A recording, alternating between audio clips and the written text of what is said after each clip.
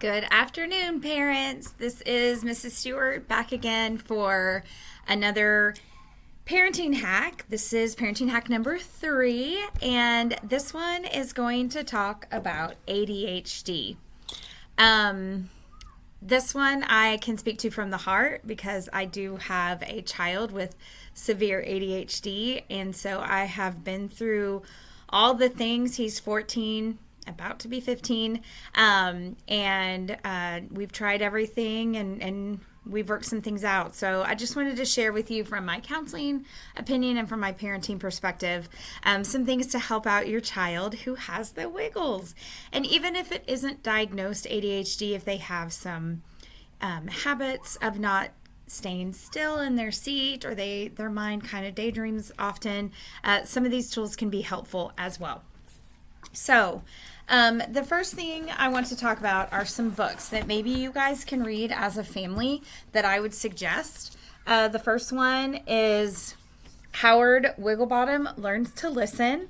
And it talks about how he's so quick to do the next thing that he's not really listening to what was initially asked of him. So that's a great read to do as a family. Another one is It's Hard to Be a Verb, because we know that our kids with ADHD are constantly moving a lot of times, especially in the elementary ages.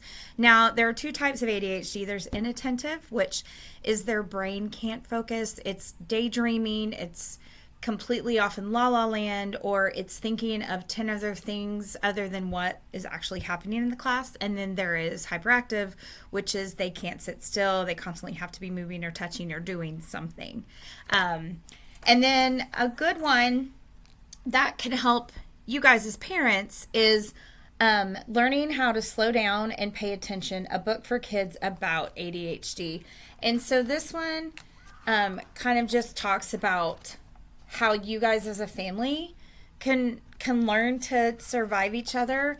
Because I'll be honest, parent to parent, there are times with my son that I'm not liking him as a human being, because what a lot of people who aren't going through this don't understand is that ADHD affects the whole child. It's not just a school thing. And oftentimes the emotions that they're feeling because of the chemical imbalance that ADHD is causing inside of them, that they don't like who they are. And it makes them angry. It makes them short-tempered. It makes them do things that you can't explain. There were often times where I would say, I don't know what demon has taken over my child, but I prayed to God, please bring my child back, because I'm not sure who this person is right now. There would be fits of rage, but then hours later, my kid would turn around and cuddle up with me. And so these emotions were all over the place. And as a parent, there's something wrong, but you just can't pinpoint it. And you guys trust your gut. If something doesn't seem right, get it checked out by the physician. They're the experts. They're the ones that can help you. If you feel like your child might have it or exhibits characteristics, please know that doesn't mean that they have to be medicated. We tried everything before medicine. And in some cases, it's just so severe that there's really not a lot you can do. But then in other cases, if you do stuff like eliminate red dye, or there are some oils that you can try. There was one that we used that seemed to work for a little bit until he got older, because once he gets bigger, then the little things don't help anymore. He needs something stronger. But there was one called Clarity that we used by Young Living. And we often kind of did a blend with like a peppermint. Just to kind of keep him awake and aware of what's going on. But I will tell you, there's been a lot of ups and downs. That my son went through depression because of his ADHD, because he didn't like who he was. He doesn't like not being in control of his actions or his decisions. And it wasn't until, we had a complete meltdown that he realized that medicine makes everybody happier, at least in our house. That's what worked for us. It made him feel better about himself because he was able to be in control and to keep up with his assignments and to better be able to go through his day without constantly wondering what he forgot or didn't do or what else he's going to do to make somebody mad. And then, as you know, as parents, it was a lot easier because he was calmer.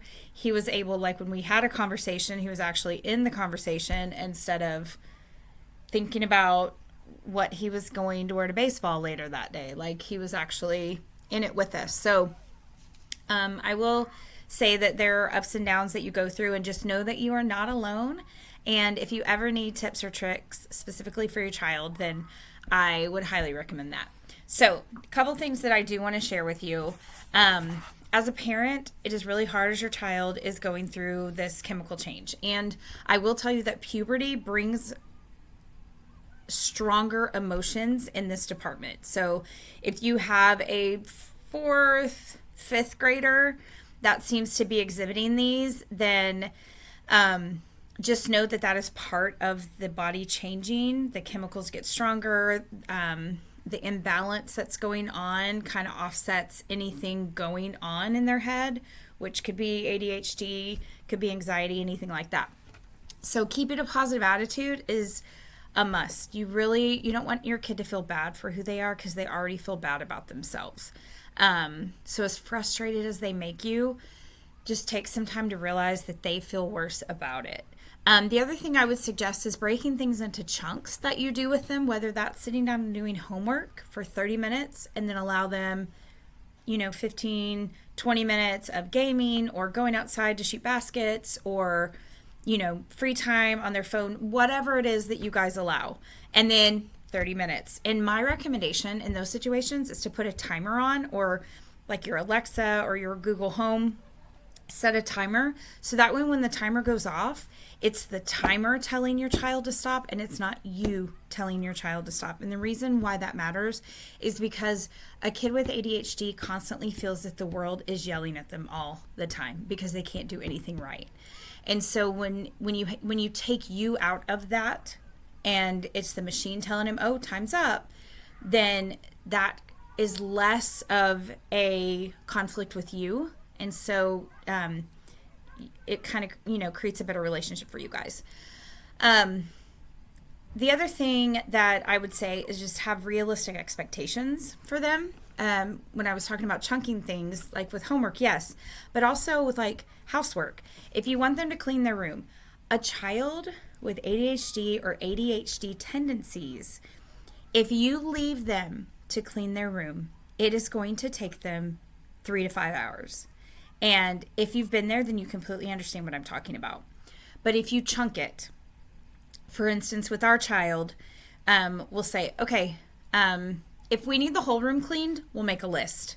First, you pick up your clothes off the floor, then put your shoes in the closet, then hang up the clean clothes. Like, we make a list. But if it's just kind of dirty and we know it just needs to be tidied, we'll be watching something as a family, and on commercials, it's like, okay, go pick up 5 things. And then he'd come back. And then the next commercial, okay, go get your trash can and empty your trash.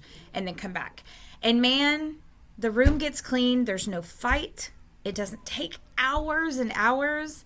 And it makes things a lot better. So if you can chunk things into smaller groupings, then your child will feel more successful. And so that's a win. And it keeps you guys from getting into a fight over things. And again, use the timer. Use the phone timer. Use Alexa. Use Google. Like, hey, I just want you to work on cleaning your room for 20 minutes. And then we're going to go do this for 20. And then we're going to go back to our room. But if you give them, and even in school, like a project, if you just give it to them, then in their mind, it's too much. They don't even know where to start, so they just don't start. And then that's what builds the frustration with us. Like, you've had 2 weeks to work on this project. Why are you waiting the night before? Why haven't you done any of it? Because their answer is going to be, I didn't know where to start.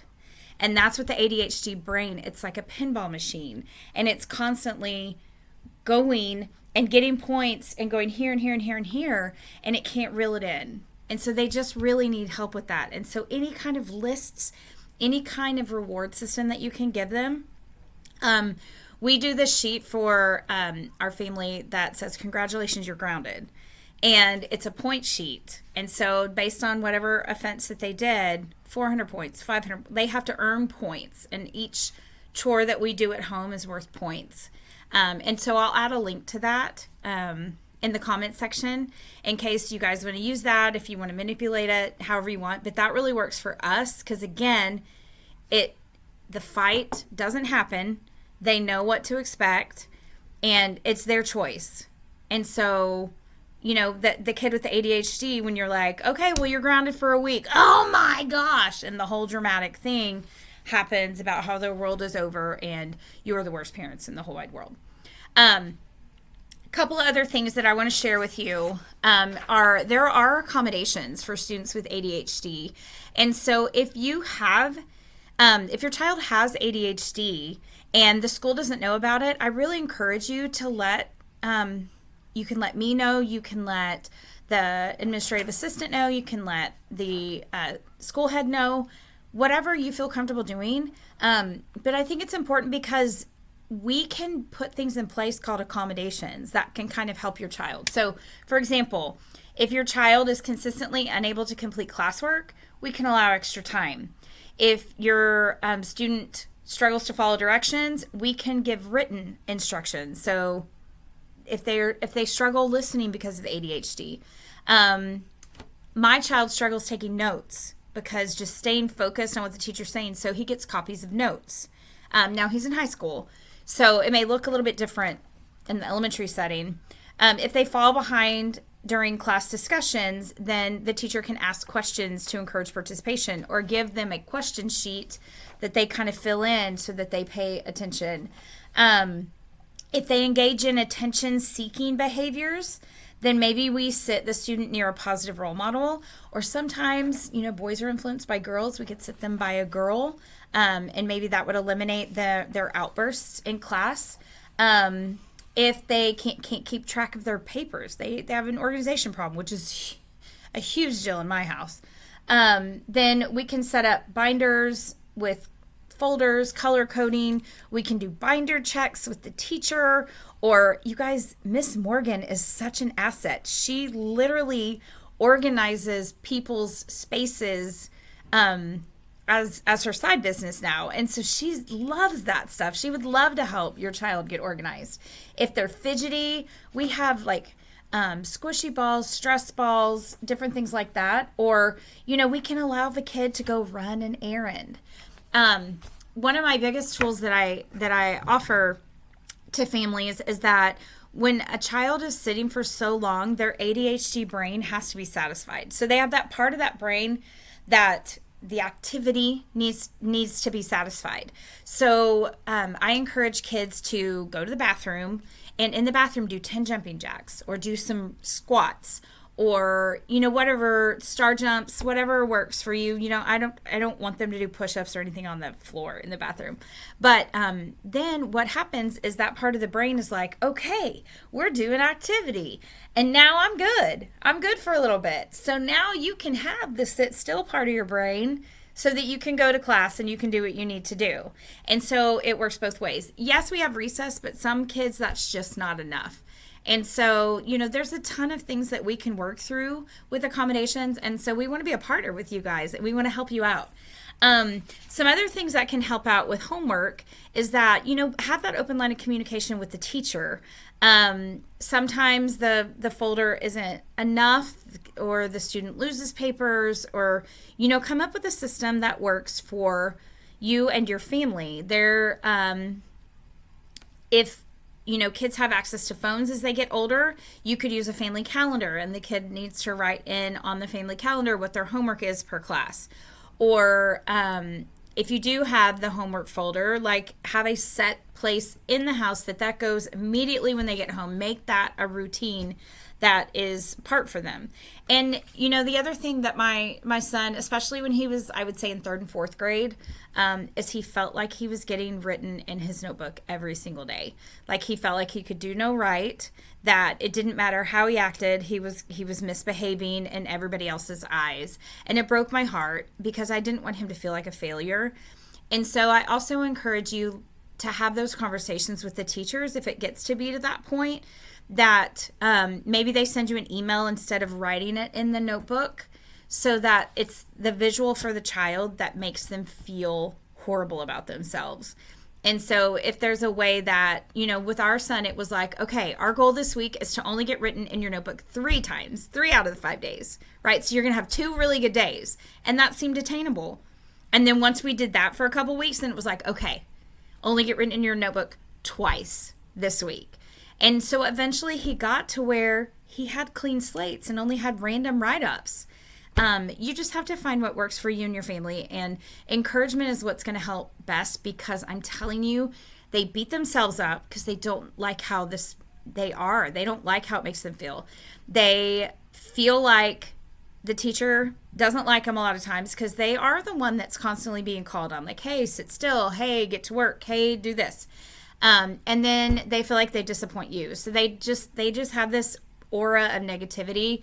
So anything you can do to create some kind of like positive behavior, reward system, or like cheer them on for a good day if, they did only get in trouble one time. Like, you got to share the small victories. So I'm pumped about ADHD. I feel like it's something important for us to talk about. So if you have any other questions, please feel free to reach out.